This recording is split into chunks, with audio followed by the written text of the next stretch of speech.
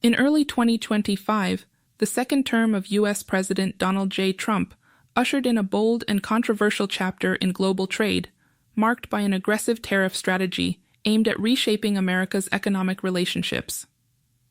Declaring a national emergency over persistent U.S. trade deficits, Trump invoked the International Emergency Economic Powers Act, IEEPA, to impose a baseline 10% tariff on all U.S. imports starting April 5, 2025, with higher reciprocal tariffs targeting 57 countries deemed to have unfair trade practices.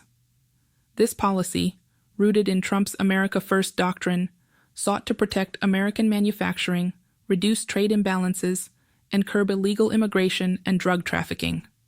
However, its implementation sent shockwaves through global markets, disrupted long-standing trade agreements, and sparked a complex web of economic and geopolitical consequences for countries across the world.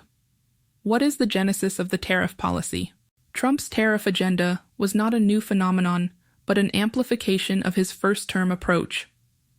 During his initial presidency, 2017-2021, he leveraged tariffs to renegotiate trade deals like the United States-Mexico-Canada Agreement, USMCA, and to pressure countries like Mexico into tightening border security. In his second term, the stakes were higher. On February 2, 2025, Trump announced 25% tariffs on imports from Canada and Mexico, citing the need to combat illegal immigration and fentanyl smuggling, alongside a 10% additional tariff on China for intellectual property theft and drug-related issues. By April, a universal 10% tariff was applied to over 150 countries, with specific nations facing rates as high as 145% for China, 50% for Brazil, and 35% for Canada by August 1, 2025.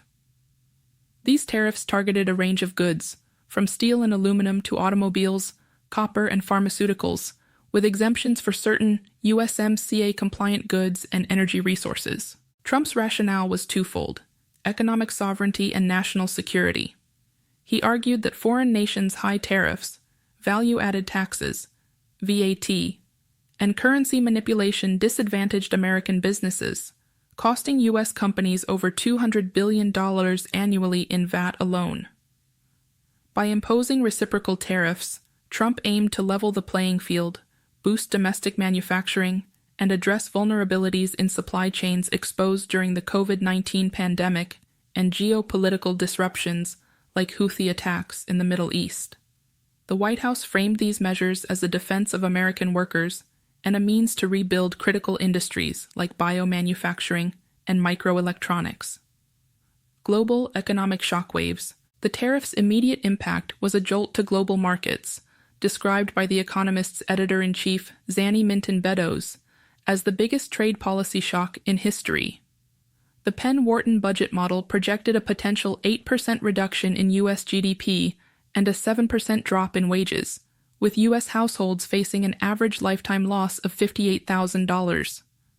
Globally, the effects varied by region and economic dependency on the U.S. market, but few countries were spared. Effect on North America. Strained allies. Canada, a key U.S. ally and trading partner, faced a 25% tariff on non-USMCA-compliant goods, escalating to 35% by August 1, 2025. With 75% of Canada's exports destined for the U.S., equivalent to 18% of its GDP and 2.5 million jobs, the tariffs threatened significant economic disruption. Canadian businesses, particularly in manufacturing and energy, faced higher costs, while consumers braced for price increases. Social media posts on X reflected alarm, with users like Rory Stewart UK warning of a historic economic blunder akin to the 1930s Great Depression. Mexico, similarly targeted with 25% tariffs, saw its economy strained as exporters struggled to maintain competitiveness. The tariffs, tied to demands for stricter immigration and drug control measures, pressured Mexico's government, which had previously deployed troops to its borders under Trump's first-term tariff threats. While USMCA exemptions mitigated some impacts, non-compliant goods faced steep duties, raising costs for Mexican exporters and U.S. consumers reliant on Mexican produce and manufactured goods. Effect on Asia. China's punitive burden. China bore the brunt of Trump's tariffs, with rates soaring to 145% by April 2025, up from a 20% fentanyl tariff and a 10% reciprocal tariff. This escalation, justified by accusations of intellectual property theft and failure to curb fentanyl precursor chemicals, aimed to cripple China's export-driven economy.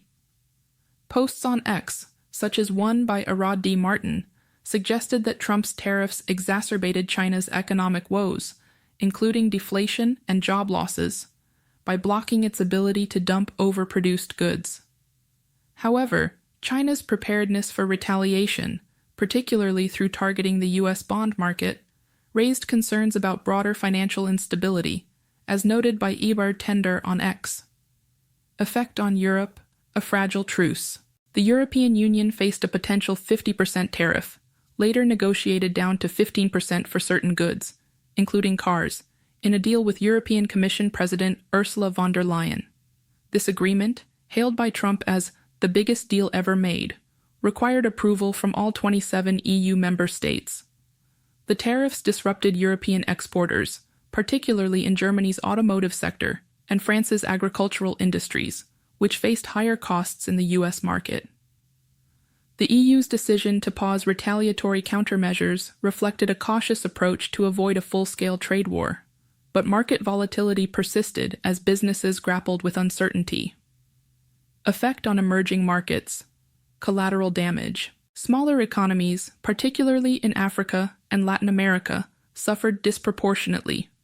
In Lesotho, a tiny African nation, clothing manufacturer Tzik saw its business dry up due to new U.S. tariffs, as reported by Arbor AP on X. Brazil, hit with a 50% tariff effective August 1, 2025, faced economic strain despite a relatively balanced trade relationship with the U.S. J.P. Morgan economists noted risks to Brazil's growth forecasts, citing uncertainty over retaliatory measures. Other nations, like Bahrain, despite strong U.S. ties and a 2006 free trade agreement, were not spared from the 10% baseline tariff, highlighting the policy's indiscriminate reach. What is the economic and social consequences? The tariff's ripple effects extended beyond trade balances. In the U.S., companies passed on higher import costs, increasing consumer prices by an estimated 0.2–0.4 percentage points on the PCE price level, according to J.P. Morgan. Industries reliant on imported materials, such as automakers and construction firms, faced higher costs, potentially raising car prices by thousands and inflating costs for goods like canned food. The Penn-Wharton budget model warned of reduced consumer purchasing power and slower demand, while economic policy uncertainty, measured by the Economic Policy Uncertainty Index, reached its highest level since the COVID-19 pandemic, depressing investment by 4.4% in 2025. Globally, countries responded with a mix of retaliation and negotiation. The EU and Canada paused countermeasures to pursue deals, while China's aggressive stance suggested potential escalation.